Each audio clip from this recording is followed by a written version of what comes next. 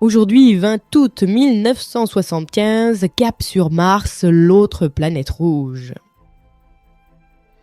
Le mercredi 20 août 1975, depuis Cap Canaveral, une fusée Titan s'arrache du sol. À son bord, une sonde discrète mais ambitieuse, Viking 1.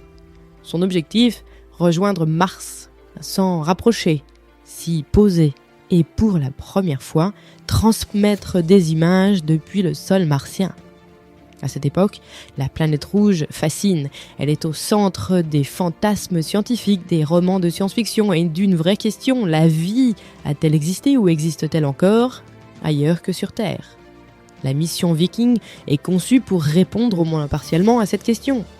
Viking 1 n'est pas seule, elle a une sœur jumelle, Viking 2, qui partira quelques semaines plus tard. Chaque sonde est composée de 2 modules, un orbiteur qui va cartographier la planète et un atterrisseur chargé de se poser et d'analyser le sol. Et donc après 10 mois de voyage, Viking 1 se pose avec succès dans la plaine de Chryse Planitia. Elle devient le premier engin à fonctionner durablement sur Mars. Elle enverra plus de 57 000 images, des analyses chimiques, des données sur le climat martien, la pression atmosphérique, la composition du sol et même des expériences pour détecter une possible activité biologique. Les résultats seront ambigus. Pas de preuves formelles de vie, mais pas d'exclusion totale non plus. Et le débat va durer des décennies. Quoi qu'il en soit, le résultat est là. Avec Viking 1, l'exploration de Mars entre dans le concret. C'est plus un point rouge dans le ciel. C'est un monde avec son sol, son vent, ses mystères.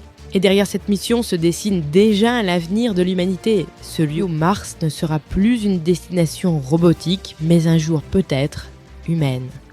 Le 20 août 1975, la NASA ne lance pas qu'une sonde. Elle lance un pont fragile entre 2 planètes. À demain dans Time Shot pour une nouvelle Minute Histoire.